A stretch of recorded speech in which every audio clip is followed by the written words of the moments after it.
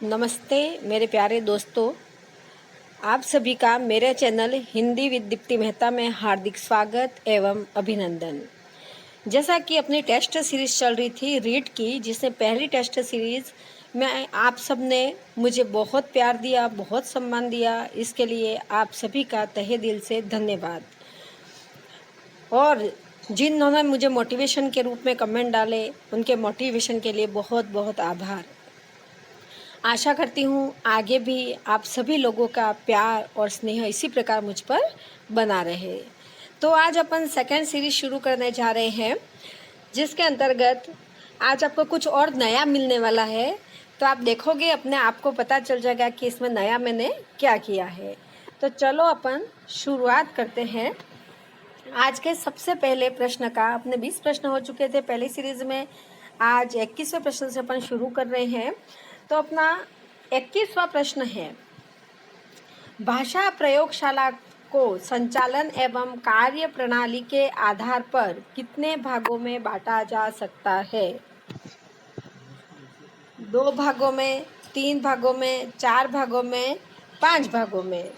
तो कितने भागों में बांटा जा सकता है? भाषा प्रयोगशाला को 3 भागों में बांटा जा सकता है।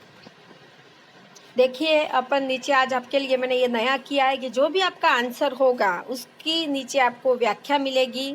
तो 3 भाग कौन कौन से हैं अपन देख लेते हैं। पहला भाग है केंद्र संचालित भाषा प्रयोगशाला, दूसरा है व्यक्ति संचालित भाषा प्रयोगशाला और तीसरा है उभय संचालित भाषा प्रयोगशाला। इन 3 भागों में भाषा प्रयोगशाला को बांटा गया है। आगे हम बढ़ते हैं। अपना दूसरा क्वेश्चन, किस शिक्षा शास्त्री के अनुसार स्कूल एक बाग है, अध्यापक एक माली है और बच्चे पौधे के समान हैं? यानी कौन से शिक्षा शास्त्री ने ऐसा कहा है कि स्कूल एक बाग है यानी बगीचा है, अध्यापक उसका माली है और बच्चे उस बाग के पौधे हैं? फ्रॉबल महोदय ने, कि मोंटेसरी ने, मॉरिसन ने, कि बेलार्ट ने? किसने कहा? आप भी मेरे साथ साथ हल करते जाइएगा। तो यह कथन है फ्रॉबेल महोदय का। उन्होंने कहा था कि स्कूल एक बाग है, अध्यापक एक माली है, बच्चे पौधे के समान हैं। तो आइए देख लेते हैं थोड़ी सी जानकारी अपन फ्रॉबेल के बारे में। फ्रॉबेल जो थे वो जर्मनी के शिक्षा शास्त्री थे। इन्होंने किंडरगार्टन पद्धति का विकास किया। इसका मतलब बालकों का बगीचा होता है। किंडर मतलब बच्चे और गार्डन मतलब बगीचा। तो बालकों का बगीचा किंडरगार्टन का नाम है। यहाँ 4 से 8 साल के बच्चे को खेल खेल में शिक्षा देने को महत्वपूर्ण मानते हैं। यानी यह पद्धति छोटे बालकों के लिए इन्होंने विकसित की थी। अब अपन आगे बढ़ते हैं अपन ने तीसरे क्वेश्चन की तरफ। लेखन दोष के निराकरण के उपाय नहीं है। मतलब लेखन का कोई बच्चा है वो दोष करता है तो उसके 4 उपायों में से कौन सा उपाय उसके निराकरण के लिए नहीं है? देखिए, उचित अवस्था में लेखन कौशल या उच्चारण अभ्यास, काव्य पाठ का अभ्यास या उचित आसन पर बैठना। तो देखो, अपन देखते हैं उचित अवस्था में लेखन कौशल, यानी हम उचित अवस्था में बैठकर लेखन कौशल करेंगे तो वास्तव में हमारे लेखन में सुधार होगा। मतलब ये तो उपाय है। उच्चारण अभ्यास, हम बार बार उच्चारण करेंगे, उच्चारण सही करेंगे तो लिखेंगे भी सही। इसके लिए लेखन दोष के निराकरण का ये भी उपाय है। काव्य पाठ का अभ्यास करना और हमारा चौथा है उचित आसन पर बैठना, यानी सही जगह पर टेबल कुर्सी पर बैठकर लेखन करेंगे तो हमारा वो भी निराकरण का उपाय है। मतलब इसका उत्तर कौन सा हो गया? काव्य पाठ का अभ्यास करना ये लेखन दोष के निराकरण का उपाय नहीं है। आगे हम बढ़ते हैं। निम्नलिखित में से रचना शिक्षण किस विधि में नहीं दिया जा सकता? तो देखिए आप, प्रवचन विधि में रचना शिक्षण दिया जा सकता है। निर्देशन विधि, प्रश्नोत्तर विधि और भाषा संसर्ग विधि। तो देखिए, प्रवचन विधि, प्रवचन के माध्यम से रचना शिक्षण करवाया जा सकता है। निर्देशन के माध्यम से, जैसे आप रूपरेखा बना दो या कुछ भी कर दो तो उसके माध्यम से भी रचना शिक्षण करवाया जा सकता है। प्रश्नोत्तर विधि के माध्यम से भी करवाया जा सकता है। और भाषा संसर्ग, मैंने आपको बताया था भाषा संसर्ग किसकी विधि है? व्याकरण शिक्षण की विधि है, व्यवहारिक विधि। तो भाषा शिक्षण में रचना शिक्षण नहीं करवाया जाता। आगे हम बढ़े, आप भी जब भी हल करो इसको हल करते जाइएगा, फिर अंतिम में मुझे कमेंट करके बताना कि आपके कितने क्वेश्चन सही हुए और नीचे व्याख्या लिखने का मेरा प्रयास कैसा रहा। भाषा शिक्षण की प्रत्यक्ष प्रणाली द्वारा निम्न में से किन दोषों का स्वतः निराकरण हो जाता है? मतलब यहाँ पूछ रहे हैं, देखो प्रश्न में, किन दोषों का प्रत्यक्ष प्रणाली द्वारा कौन सा दोष है जो स्वतः समाप्त हो जाता है? तो देखो, पहला ऑप्शन है आपका व्याकरण अनुवाद प्रणाली, दूसरा है शब्दावली की सीमितता का, तीसरा आपके है वाक्य रचना संबंधी अनभिज्ञताओं का, और चौथा आपका है दक्षता कौशलों के मनोवैज्ञानिक क्रम के अभाव का। तो इसका उत्तर अपने है व्याकरण अनुवाद प्रणाली।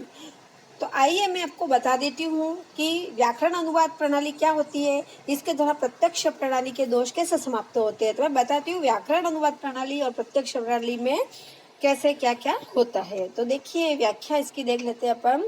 व्याकरण अनुवाद विधि जो होती है, प्रणाली जो होती है, उसके अन्य नाम जो है वो भंडारकर विधि भी है। इसके प्रवर्तक महोदय जो थे वो श्री रामकृष्ण गोपाल भंडारकर थे। भंडारकर महोदय ने इस विधि का सूत्रपात किया था, इसलिए इसका नाम भंडारकर विधि पड़ा। इसकी सर्वप्रथम शुरुआत भारत में हुई थी। संस्कृत भाषा से हिंदी में प्रादुर्भाव हुआ था, क्योंकि द्वितीय भाषा के लिए उपयोगी होती है। द्वितीय भाषा का हम जब अनुवाद करते हैं तो वह कहलाता है अनुवाद विधि। इसलिए संस्कृत भाषा से हिंदी में प्रादुर्भाव हुआ। द्वितीय भाषा का इसमें ज्ञान करवाया जाता है, नियमों को इसमें कंठस्थ करवाया जाता है, और जो अहिंदी भाषी क्षेत्र में हिंदी पढ़ाने के लिए यह सर्वाधिक उपयोगी विधि है। आगे देखो इसके बारे में, व्याकरण के सिद्धांत का ज्ञान दिया जाता है, मतलब सैद्धांतिक ज्ञान व्याकरण का इसमें दिया जाता है कि व्याकरण क्या है, पूरा इसमें बताया जाता है। भाषा तत्वों पर बल दिया जाता है। भाषा तत्व क्या होते हैं आप सभी जानते हो, उच्चारण, वर्तनी, नवीन शब्द, ये सारी चीजें क्या होती है, भाषा तत्व होते हैं। लिखने व पढ़ने पर इसमें जोर दिया जाता है, और माध्यमिक स्तर के लिए ये विधि क्या है, उपयोगी है, और इसको अमनोवैज्ञानिक विधि माना जाता है। तो अब व्याकरण अनुवाद विधि और प्रत्यक्ष विधि के दोष क्यों समाप्त हो जाते हैं? क्योंकि प्रत्यक्ष विधि में सामने दिखाकर क्या है, शिक्षण कार्य करवाया जाता है, और व्याकरण अनुवाद में उसका मातृभाषा में अनुवाद करवाया जाता है। अब देखिए आप नेक्स्ट, विद्यार्थियों के अर्जित ज्ञान की परीक्षा लेने हेतु कौन से प्रश्न पूछे जाते हैं? प्रस्तावना प्रश्न पूछे जाते हैं, निबंधात्मक प्रश्न पूछे जाते हैं, बोध प्रश्न पूछे जाते हैं कि पुनरावृत्ति प्रश्न पूछे जाते हैं? तो चलो अपन जान लेते हैं कि अर्जित ज्ञान की परीक्षा लेने हेतु कौन से प्रश्न पूछे जाते हैं। तो प्रस्तावना प्रश्न, हम पूर्व ज्ञान पर आधारित प्रश्न पूछते हैं, तो अर्जित ज्ञान का तो पता कर नहीं सकते इसके द्वारा। निबंधात्मक प्रश्न अंतिम में मूल्यांकन के बाद दिया जाता है इसको, इसलिए उसमें भी अर्जित ज्ञान के नहीं। बोध प्रश्न, मतलब हम पाठ पढ़ाते पढ़ाते बीच में छात्रों ने कितना ग्रहण किया उसका ज्ञान कराने के लिए हम बोध प्रश्न पूछते हैं कि हमारे द्वारा पढ़ाया गया पाठ जो है वो छात्रों ने कहाँ तक अर्जित किया है, उसका पता लगाने के लिए हम बोध प्रश्न पूछते हैं, और बोध प्रश्न के द्वारा अर्जित ज्ञान का पता लगाते हैं। पुनरावृत्ति प्रश्न पाठ के अंतिम में पूछे जाते हैं। तो इसका सही उत्तर कौन सा हुआ, बोध प्रश्न। अब हमारा नेक्स्ट क्वेश्चन है, बुलेटिन बोर्ड है। बुलेटिन बोर्ड क्या है? श्रव्य सामग्री, दृश्य सामग्री, दृश्य श्रव्य सामग्री, उपयुक्तों में से कोई नहीं। तो बुलेटिन बोर्ड के बारे में मैं आपको बता दूं कि यह कौन सी सामग्री है आपकी, तो दृश्य सामग्री है। क्यों? क्योंकि बोर्ड के ऊपर सिर्फ अपन देखते ही है लिखा हुआ, उसको सुन नहीं सकते, इसलिए यह सामग्री दृश्य सामग्री है। श्रव्य सामग्री में हम जिसमें सुन सकते हैं उसको कहते हैं, और दृश्य श्रव्य सामग्री में जिसमें हम देख भी सकते हैं और सुन भी सकते हैं, तो वो होती है दृश्य श्रव्य सामग्री। आगे हम अपने बढ़े। अधिक विश्वसनीय परीक्षण है, यानी सर्वाधिक विश्वसनीय परीक्षण कौन सा होता है? तो प्रमापीकृत परीक्षण होता है, कि शिक्षक निर्मित परीक्षण होता है, आत्मनिष्ठ परीक्षण होता है, कि मौखिक परीक्षा होता है। तो मौखिक परीक्षा तो विश्वसनीय होती नहीं है, क्योंकि टीचर की रुचि पर आधारित हो जाती है। किसी बच्चे ने उत्तर नहीं दिया तो भी उसको नंबर मिल जाते हैं। आत्मनिष्ठ परीक्षण भी विश्वसनीय नहीं होता है, और शिक्षक निर्मित परीक्षण भी विश्वसनीय नहीं होता है। पर प्रमापीकृत, यहाँ आगे कृत आएगा, प्रमापीकृत जो परीक्षण होता है वह अधिक विश्वसनीय होता है। क्यों विश्वसनीय होता है? क्योंकि उसमें नाप के आधार पर, मापन के आधार पर उसका परीक्षण किया जाता है। आगे हम देखते हैं, अनुवाद विधि सिद्धांत का पालन करती है। कौन सी विधि? अनुवाद विधि किस सिद्धांत का पालन करती है? तो देखिए आप, ज्ञात से अज्ञात की ओर, मतलब मैं समझाती हूँ आपको, विशेष से सामान्य की ओर, स्थूल से सूक्ष्म की ओर, विश्लेषण से संश्लेषण की ओर। तो अनुवाद विधि है वह ज्ञात से अज्ञात की ओर शिक्षण सूत्र का पालन करती है। अब शिक्षण सूत्र में ज्ञात से अज्ञात की ओर क्या होता है कि सर्वप्रथम हम किसी चीज के बारे में ज्ञात होता है, वहां से उसको अज्ञात की तरफ ले जाते हैं। जैसे छात्रों को हमने सबसे पहले एक पौधा दिखा दिया सामने लाकर, और बच्चा उसको पहचानता है कि छोटा ये क्या है, पौधा है। पौधे के फिर आगे उसके अलग अलग भागों के बारे में पूरा विश्लेषण करके हम बताते हैं, तो वो होता है अज्ञात की ओर। क्योंकि बालक को इतना तो पता होता है कि ये पौधा है, पर पौधे के अंदर के सारे भागों के बारे में उसको पता नहीं होता है। तो ये शिक्षण सूत्र होता है ज्ञात से अज्ञात की ओर। विशेष से सामान्य की ओर, पहले छात्रों को विशिष्टता का पता करवा देते हैं, फिर उसको सामान्य की तरफ बढ़ा देते हैं। जैसे कि हम उदाहरण से नियम की तरफ चलते हैं, कि पहले हमने छात्रों को उदाहरण प्रस्तुत कर दिए, फिर धीरे धीरे छात्र उसी के आधार पर नियम बताएगा। वो होता है विशेष से सामान्य की ओर।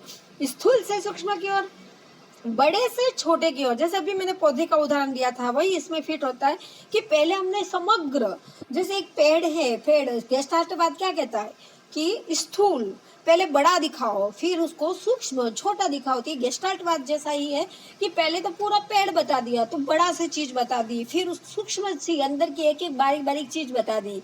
जैसे गाय है, तो पहले हमने क्या बताया, ये क्या है, संपूर्ण पूरी गाय का पिक्चर, एक गाय है, फिर गाय के अंदर उसको बताया दो हाथ है, दो पैर है, दो आंखें है। तो इस प्रकार ये होता है स्थूल से सूक्ष्म की ओर। विश्लेषण से संश्लेषण की ओर, कि पहले किसी चीज का विश्लेषण और फिर उसका संश्लेषण करेंगे। ये अब आपको अच्छे से समझ में आ जाएगा कि इसका उत्तर है ज्ञात से अज्ञात की ओर। अब हम हमारे आगे प्रश्न की तरफ बढ़ते हैं। देखो हमारा तीसरा क्वेश्चन है, हर्बर्टीय विधि में 5 पदों द्वारा शिक्षण का उपयुक्त क्रम है। हर्बर्टीय विधि में 5 पद होते हैं, और ये 5 पद जो हम शिक्षण में काम में लेते हैं, पढ़ाते वक्त काम में लेते हैं, लेसन प्लान बनाते हैं उसी समय भी ये काम में आता है। तो हर्बर्टीय विधि के 5 पदों द्वारा शिक्षण का उपयुक्त क्रम कौन सा रहता है? चलो बताइए, आप लोग बताइएगा। पहला है प्रस्तुतिकरण, प्रस्तावना, तुलना, प्रयोग और नियमीकरण। देखना कि पहले प्रस्तुतिकरण आएगा कि प्रस्तावना आएगा, फिर दूसरा है नियमीकरण, प्रस्तावना, तुलना, प्रस्तुतिकरण और प्रयोग। फिर हमारा तीसरा है प्रस्तावना, प्रस्तुतिकरण, तुलना, नियमीकरण और प्रयोग। और चौथा हमारा है प्रस्तावना, प्रयोग, तुलना, नियमीकरण और प्रस्तुतिकरण। अब आप बताइएगा कि कौन सा उत्तर सही है। तो प्रस्तावना, प्रस्तुतिकरण, तुलना, नियमीकरण और प्रयोग, हमारा 100 नंबर का उत्तर इसमें सही है। कैसे सही हुआ देखो समझाती हूँ। सबसे पहले हम पाठ की शुरुआत करते हैं, तो पाठ की शुरुआत करते हैं तो क्या करते हैं, बालकों को पूर्व ज्ञान के आधार पर हम पूछते हैं प्रस्तावना।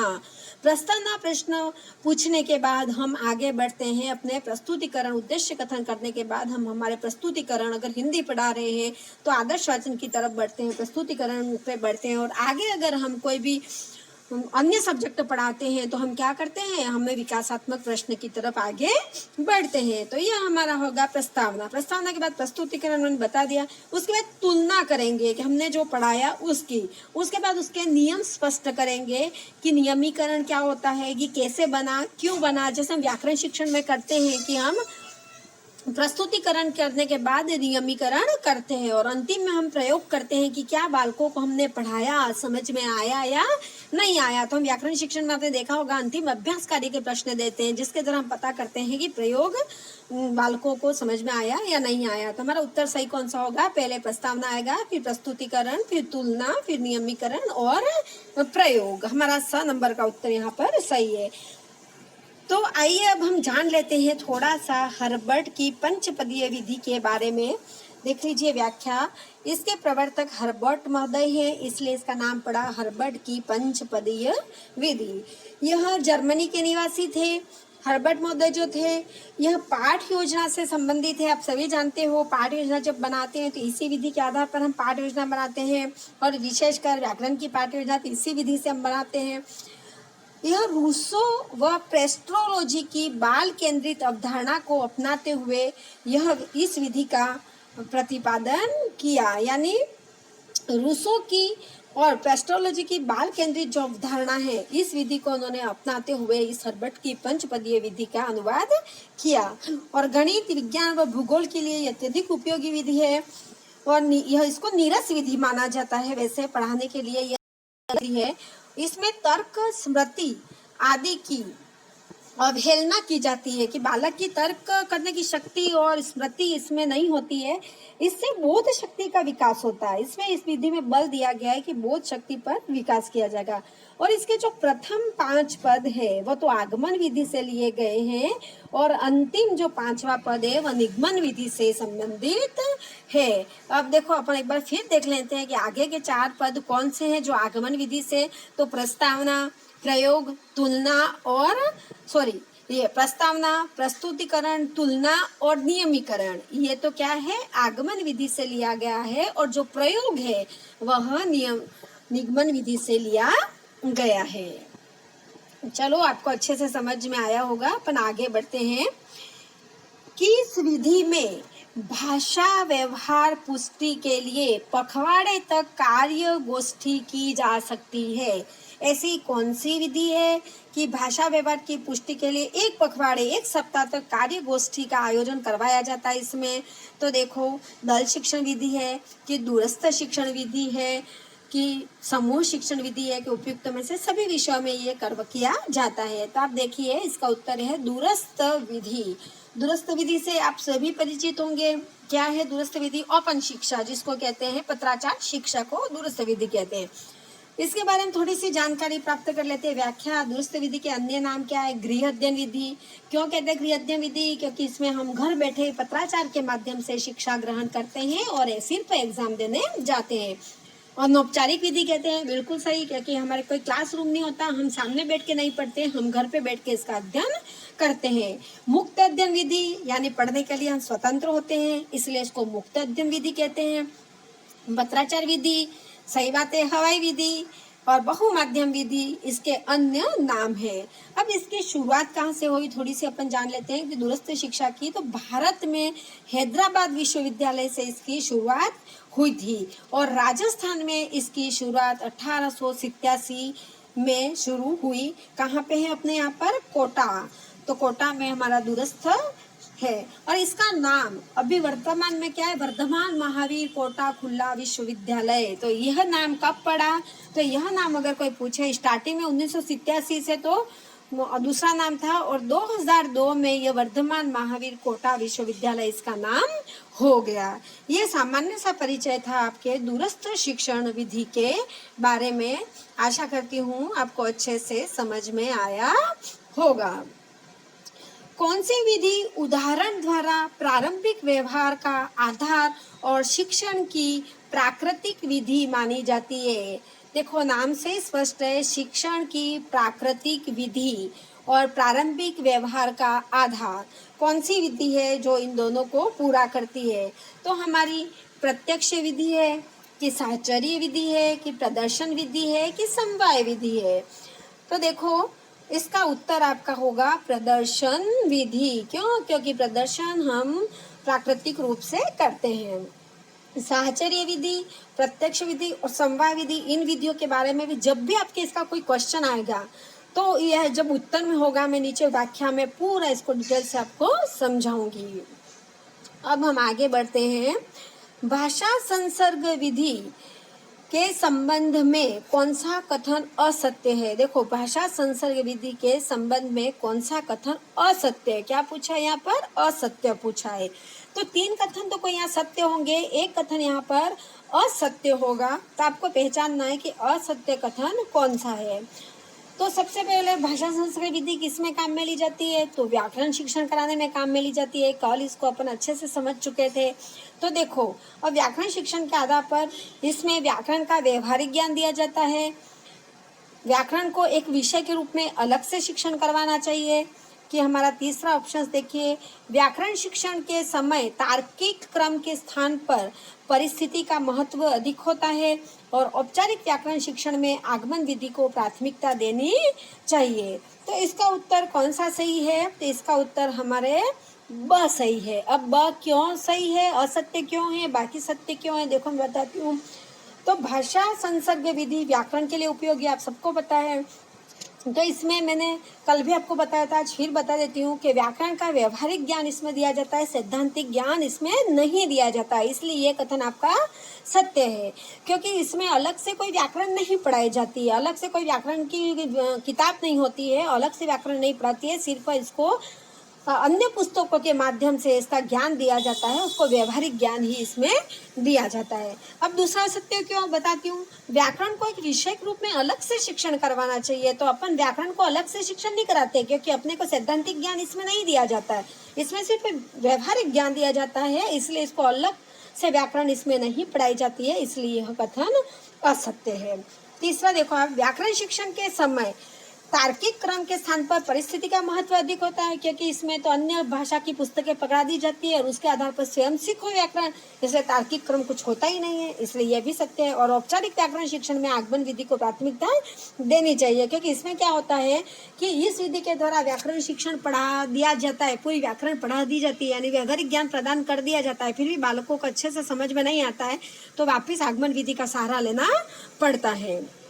अब देखो इसकी थोड़ी सी अपन व्याख्या देख लेते हैं। इसका अन्य नाम मैंने कल भी आपको बताया था, अव्याकृति विधि है। यह व्याकरण शिक्षण में उपयोगी है, मनोवैज्ञानिक विधि है। व्याकरण की शिक्षा दिए बिना भाषा का शुद्ध रूप इसमें सिखाया जाता है, क्योंकि यह व्यवहारिक विधि है। इसलिए इसमें क्या किया जाता है, अच्छे लेखक की पुस्तक पढ़ने के लिए दी जाती है और स्वयं इसमें भाषा अर्जित करो। तो इससे क्या आता है कि इसके दोष है कुछ के, श्रम अधिक लगता है, समय अधिक लगता है, बालक क्या सीख रहा है क्या नहीं सीख रहा है, शुद्ध का इसमें पता नहीं चलता है। इसलिए वापिस में आगमन विधि का सहारा लेना पड़ता है। इसलिए इस विधि को उपयुक्त भी नहीं माना जाता। फिर भी बड़ी बड़ी कक्षाओं के लिए इसको कहते हैं कि ये मनोवैज्ञानिक विधि है, इसके द्वारा व्याकरण सिखाई जा सकती है। देखो अब हम आगे बढ़ते हैं अपने। आगमन विधि की विशेषता नहीं है। आगमन विधि सबसे इम्पोर्टेंट विधि, इसकी विशेषता नहीं है जानना है अपने को। तो देखो मनोवैज्ञानिक विधि है यह, इसमें छात्र अधिक सक्रिय रहते हैं, सामान्य से विशिष्ट की ओर छात्रों की वृत्ति दिखाई पड़ती है और उदाहरण के सहायता के से नियम बताए जाते हैं। उदाहरण की सहायता की है ये, उदाहरण की सहायता से नियम बताए जाते हैं। तो देखो इसमें असत्य कौन सा है, तो यह मनोवैज्ञानिक विधि है, बिल्कुल। व्याकरण प्रणाली की सबसे उत्तम विधि यही है। इसमें छात्र अधिक सक्रिय रहते हैं, बिल्कुल, क्योंकि छात्रों को क्या करना पड़ता है, नियम निकालना पड़ता है, उदाहरण के साथ उनको समझना पड़ता है। अगर वो समझेंगे तो ही इसका नियम निकाल सकेंगे, इसलिए अधिक सक्रिय रहते हैं। सामान्य से विशिष्ट की ओर छात्रों की वृत्ति दिखाई पड़ती है, नो, यह सामान्य से विशिष्ट की ओर नहीं बल्कि विशिष्ट से सामान्य की ओर छात्रों की इसमें वृत्ति दिखाई पड़ती है, इसलिए आपकी विशेषता नहीं है, में ये नहीं है। तो आपका उत्तर सही कौन सा हुआ, स, क्योंकि सामान्य से विशिष्ट किसमें होता है, निगमन विधि में होता है। देखो चौथा देखते हैं अपन, उदाहरण की सहायता से नियम बताए जाते हैं। बिल्कुल, पहले उदाहरण दिए जाते हैं, उसके बाद इसमें नियम बताए जाते हैं। अब देखो अपन इसका व्याख्या देख लेते हैं कि आगमन विधि के कुछ सोपान होते हैं पढ़ाने के। क्या सोपान होते हैं? सबसे पहले हम इसमें क्या करते हैं, उदाहरणों का प्रस्तुतिकरण करते हैं कि हमें जो भी टॉपिक पढ़ाना है उससे संबंधित हम पहले कुछ उदाहरण लेंगे। मान लो कि हम कोई संधि पढ़ा रहे हैं तो संधि से संबंधित पहले हम छात्रों के सामने उदाहरण प्रस्तुत करेंगे। उनको डायरेक्ट ये नहीं बताएंगे कि दीर्घ संधि है, चाहे ये अंश संधि है, गुण संधि नहीं बताएंगे। हम उसके उदाहरण उनके बच्चों के समक्ष प्रस्तुत करेंगे। फिर क्या करेंगे, हम उदाहरणों का विश्लेषण करेंगे। कोई भी उदाहरण ले लिया, जैसे बालक विद्यालय जाता है, उदाहरण ले लिया, तो हम बालक को पूछेंगे, अच्छा इसमें संधियुक्त शब्द कौन सा हुआ? बच्चा बताएगा विद्यालय। तो विद्यालय का संधि विच्छेद क्या हुआ? बच्चा बताएगा कि विद्याधनालय। फिर इनमें अलग अलग शब्द निकलवाएंगे, इसके योग से क्या बनता है निकलवाएंगे। इस तरह से हम विश्लेषण करेंगे। प्रत्येक शब्द का विश्लेषण करते हुए हम तीसरे सोपान नियमीकरण की तरफ बढ़ते हैं कि भाई विद्यालय, विद्याधन आलय, तो इसमें कौन सी संधि हुई? दीर्घ संधि हुई। तो दीर्घ संधि कैसे हुई, ये नियमीकरण छात्र निकालेगा। और अंतिम में हम अभ्यास कार्य के द्वारा परीक्षण करेंगे कि क्या हमारे द्वारा पढ़ाया गया छात्रों को समझ में आया या नहीं आया। तो हम क्या करेंगे, कुछ उदाहरण बोर्ड पे प्रस्तुत कर देंगे और बालकों को पूछेंगे इसमें कौन सी संधि है, कैसे विग्रह होगा। अगर बालक अच्छे से बता देता है तो उसको हमारे द्वारा बताया गया टॉपिक समझ में आ जाता है। अगर वो नहीं बताता है तो उसको समझ में नहीं आता है। तो इन 4 सोपानों के द्वारा हम व्याकरण पढ़ा सकते हैं छात्रों को कि उदाहरणों का प्रस्तुतिकरण, उदाहरण का विश्लेषण, नियमीकरण, परीक्षण। ये साइंस हो, एसएस हो, सभी सब्जेक्टों में आगमन विधि आती है और सभी सब्जेक्टों में इसी तरह के इसमें सोपान होते हैं। अब देखो हम आगमन विधि के बारे में कुछ और जान लेते हैं। तो आगमन विधि के गुण के अंतर्गत ये इसमें जो प्राप्त ज्ञान होता है वो क्या होता है, स्थायी होता है। बालक को जो भी ज्ञान दिया जाता है वो स्थायी रूप से, क्योंकि इसमें रटाया नहीं जाता है, इसमें समझ विकसित की जाती है। और जिसमें समझ विकसित की जाती है तो वह ज्ञान हमेशा क्या होता है, स्थायी होता है, क्योंकि बालक खुद करता है और खुद के द्वारा किया गया कार्य हमेशा स्थायी होता है। दूसरा, इसमें व्याकरण शिक्षण के लिए सर्वोत्तम विधि, बिल्कुल व्याकरण शिक्षण के लिए सर्वोत्तम विधि है। बालक की खोजी प्रवृत्ति को जन्म देती है, बिल्कुल, क्योंकि क्यों खोजी प्रवृत्ति को जन्म देती है कि बालक स्वयं नियमीकरण की खोज करता है कि ऐसा हुआ तो क्यों हुआ, ऐसा नहीं हुआ तो क्यों नहीं हुआ। तो बालक इसमें खोजी प्रवृत्ति की इसमें जन्म देती है और जिससे बालक ज्यादा सक्रिय हो जाता है, क्रियाशील हो जाता है। तो इस विधि के द्वारा बालक क्रियाशील बनता है। तो यह विधि अत्यंत उपयोगी इसलिए कि इसमें जो शिक्षक होता है वो तो क्रियाशील रहता ही रहता है, साथ में बालक भी इसमें क्या होता है, क्रियाशील होता है। देखो आगे, इस प्रणाली में निम्नलिखित सूत्रों का प्रयोग किया जाता है। कौन कौन से सूत्रों के द्वारा इस प्रणाली में पढ़ाया जाता है? तो सरल से कठिन की ओर पढ़ाया जाता है, स्थूल से सूक्ष्म की ओर पढ़ाया जाता है। पहले स्थूल चीज बताई जाती है, फिर सूक्ष्म।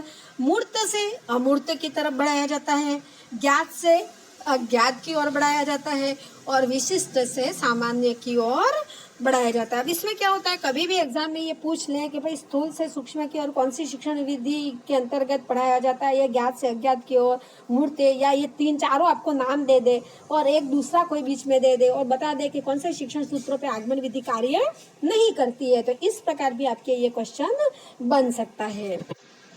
देखिए हम अपने नेक्स्ट क्वेश्चन की तरफ बढ़ते हैं। आज 15 क्वेश्चन ही है आपके, 20 क्वेश्चन मैंने नहीं लिए क्योंकि नीचे व्याख्या भी है इसमें, इसलिए ज़्यादा लंबी वीडियो हो जाएगी। देखो आपका अंतिम क्वेश्चन, किसी आदर्श लिखावट का जैसा का तैसा अनुकरण करना कहलाता है। किसी आदर्श लिखावट का जैसा का तैसा अनुकरण करना क्या कहलाता है?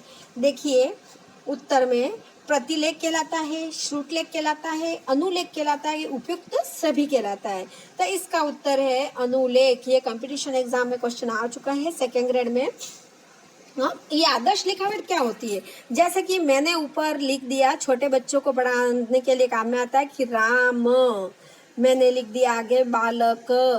अब स्टूडेंट क्या करेगा, बच्चा क्या करेगा, इसको देखकर नीचे वैसा का वैसा लिखेगा। मैंने राम लिखा, वो राम लिखेगा। मैंने बालक लिखा, तो उसको देखकर बालक लिखेगा बालक। तो ये होता है अनुलेख, सेम टू सेम, उसी प्रकार का बालक उसकी नकल कर रहा है जैसा टीचर ने लिख दिया। छोटे बच्चे को करते हैं, ऊपर एक पंक्ति लिख देते हैं और नीचे बालक वैसा न वैसा दूसरा लिखता है, उसको कहते हैं अनुलेख। प्रतिलेख जो पुस्तक में देख के अपन उतारते हैं वो होता है, या किसी की नकल कर देते हैं, किसी के नोट्स ले लिए, नोट्स में से अपने ने देख के उतार दिया, वो होता है प्रतिलेख।